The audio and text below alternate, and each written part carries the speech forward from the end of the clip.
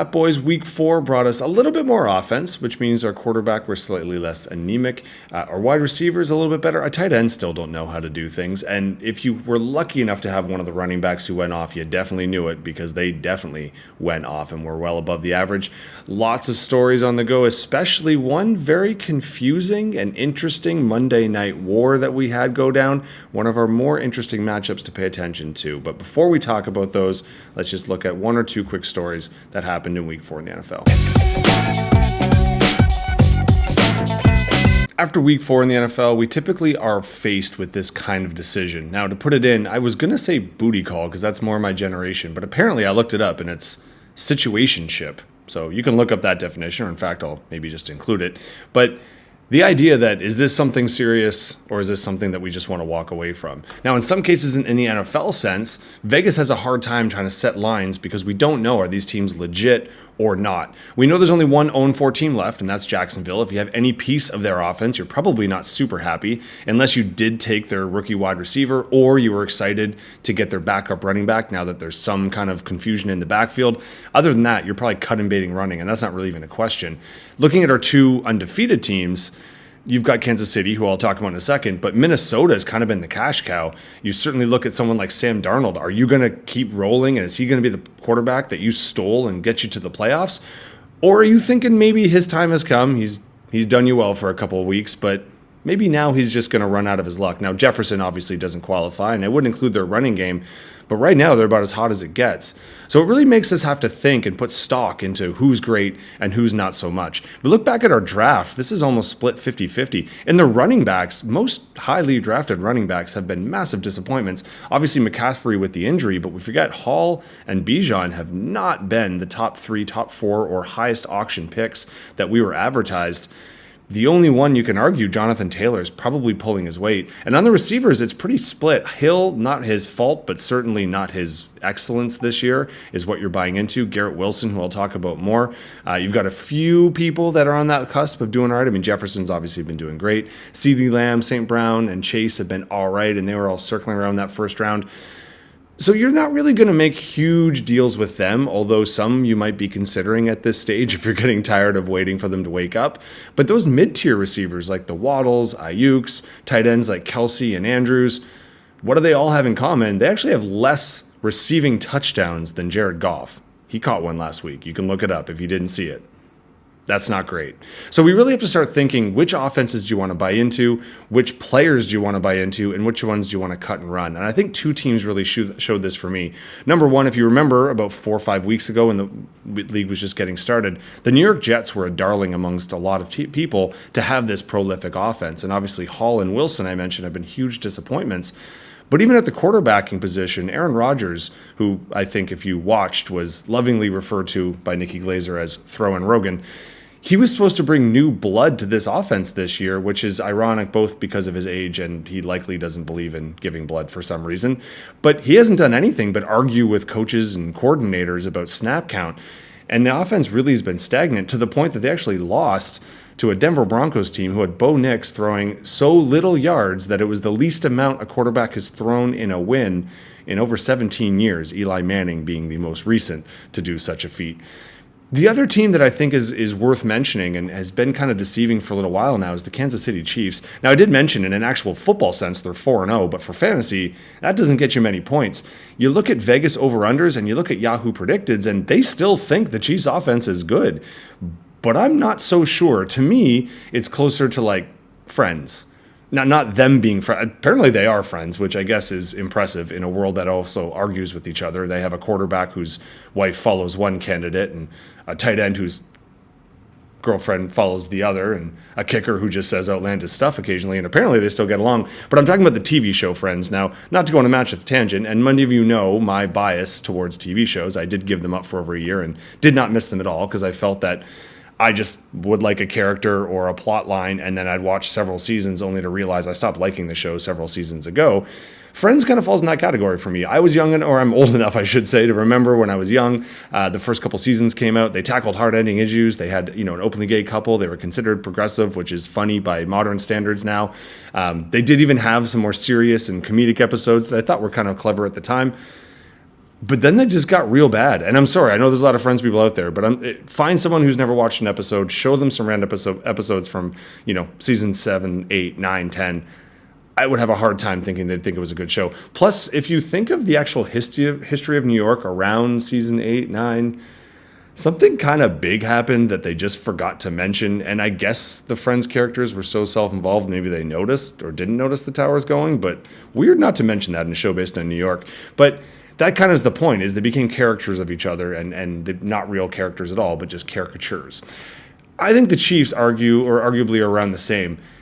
When is the last time Mahomes actually had consecutive weeks where he broke his Yahoo predicted? And Travis Kelce just exceeded his Yahoo predicted for the first time this season, and he only did it a handful in previous seasons. So I don't know why we keep expecting them to explode with this new offense. In fact, they've scored 30 or more points only 3 times in the last 26 games. And yet, some part of us still thinks, hey, but maybe this week is the week. So I think it's really good for us to go through our lineups right now and try to play that game. Is this serious? Do we want to make a bigger commitment? Or is this a booty call and I should cut and run, try and trade, or just outright drop the player? Anyway, that's spoken from someone who's doing 50-50 overall in all the leagues, so that could be a little bitterness as well. Speaking of said leagues, let's get to some scores.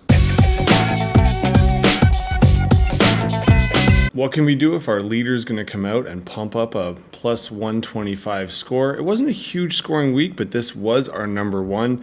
You can tell it's not a huge scoring week when our number one pretty much has, a quarterback go out in the first quarter, a tight end who still is in witness protection and still does just fine. Now, granted, that came with a huge performance from our running back one, Derrick Henry, and the good B. Robinson also stepped up, not in the top 5, but certainly someone that was worth the pick. Other than that, it was a steady stream. I mean, good kicker, good defense, but nothing really off the charts. Your running backs in general fine, and Chase has been giving you a good start to the season. You made a lot of good choices except for the quarterback one, because that was our quarterback 4. That could have helped you out, but you didn't need it at all. Horst, for you, it's been a week or a year of off and on and off and on, and this was your off week. Jefferson did just fine, and Monty did fine until Gibbs took over and did the rest. Everyone else, just kind of a steady stream of underperformance. Now, you did have a few points on the bench, but it wasn't going to be enough. You're going to find this is a common trend this week. We had a lot of haves and have-nots, a lot of over 100s against a lot of under 100s. This was another case for that. Now, Horst 1 and 3, you're not going to panic quite yet, but you could probably want to go on that run anytime from now. Mark, once again, you're staying as our top dog. Let's see how long you can keep it up for. I didn't mean it like that.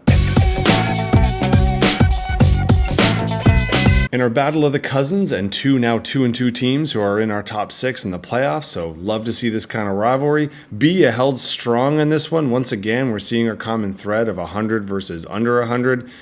For Brendan, your kind of case, I mean, you did have the crappy B. Robinson, but you did have the number 1 kicker, so hey, cool for you. However, if we take a look, you did leave a whole lot of points on the bench. That is our tight end 4. Yes, that is right. That is the 4th highest scoring tight end because they're double digits. And obviously the running back, monster performance, running back 2. So this could have been a bit more of a bloodbath. And Brendan, you could have been our top scorer this week, but you didn't need to be.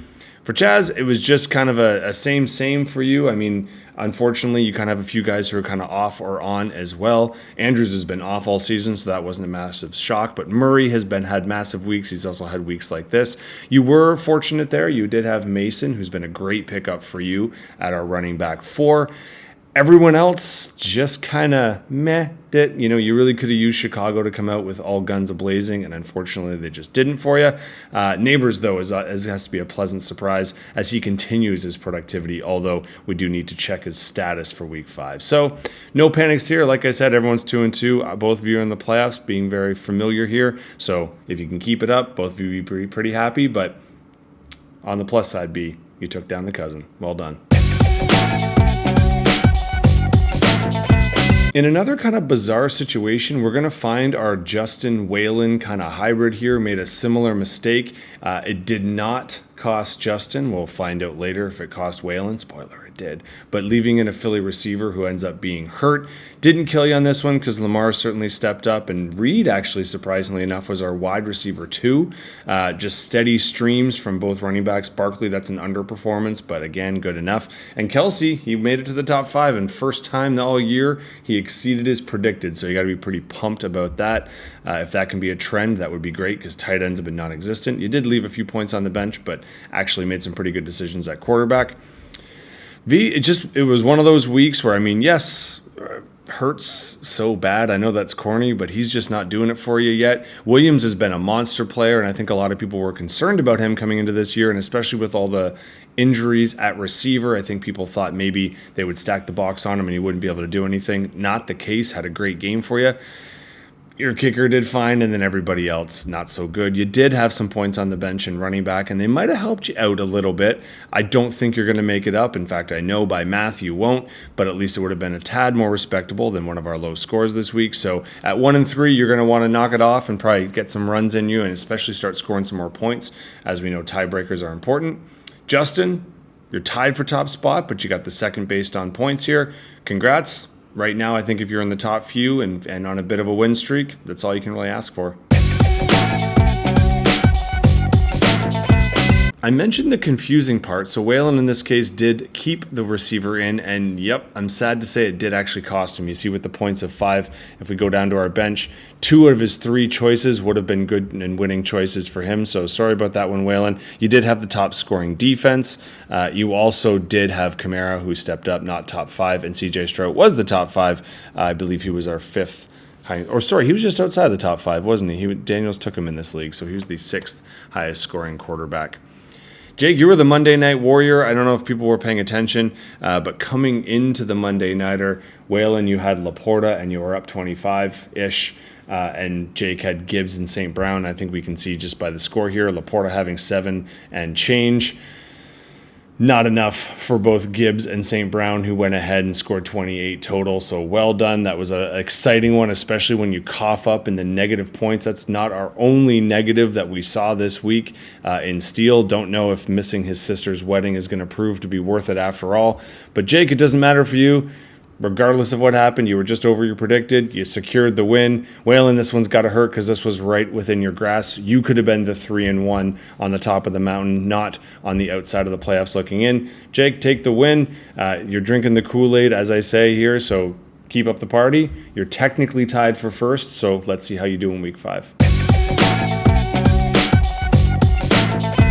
In playing the Lamb, I was lame in my win. I was the lowest of all the winners and just under my predicted, but lucky for me, Ben decided to throw in a negative at tight end and had some really poor running back performances, so sorry about that, pal. Lamb did show he was a top 5. He was our 5th receiver this week, and you actually had a solid receiving crew with Diggs as well. And man, you are team commando. You were playing with an unfurnished basement. You had no protection down low. So realistically, you did all the choices you could. I'm hoping for you that you get a little bit healthier and you get your Chubb back. Yep, I said it. He is actually supposed to be off the PUP list. I don't know if he's a go for week 5 or not, but he's starting to get some Yahoo predicteds. If you notice my bench, you'd think I'd be upset, and I wasn't pumped because that was our quarterback 2. But Daniels was our quarterback 5, so I got 2 of the best quarterbacks in the league this week. I'm listening to trades, folks, because if you take a look, I'm losing a Chief a week, lost Pacheco, lost Rice. I thought that was over. My tight end was my tight end. Weird that I got 4.9 and I win the tight end battle. But realistically, Nico Collins at wide receiver 1, and as I said, my quarterbacks, I did just enough to squeak through. So even though it didn't look pretty, still got my win. I'm still at 2-2. Ben, might want to start the winning streak, buddy. I love this league for so many reasons, and this is one of them. You're either 1-3, 3-1, or 2-2, so we're all in the same fight together, and it always comes down to our kind of points here. I say that every week, and I'm probably going to keep saying it every week.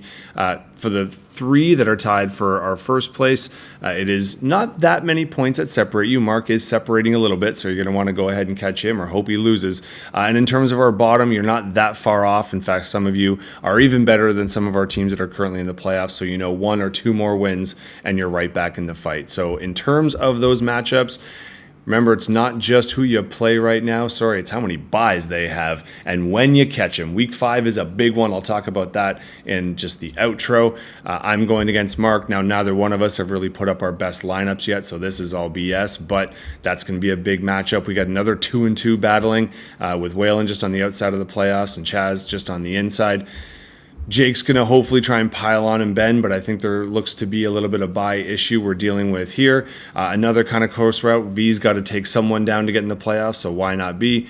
And same here. We got Kevin and Justin. So like I said, I think you want to take a look at these matchups and not just look at the scores, because a lot is going to go on between now and kickoff on Sunday.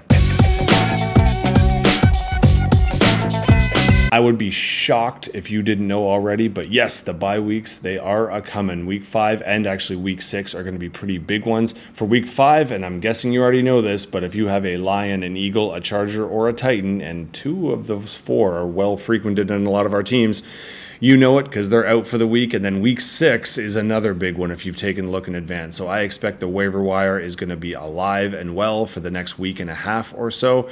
Lots of movement's going to happen before this week at kickoff and next. And let's be honest, for a lot of us, our fantasy destinies lie in the next few weeks. So best of luck, crew.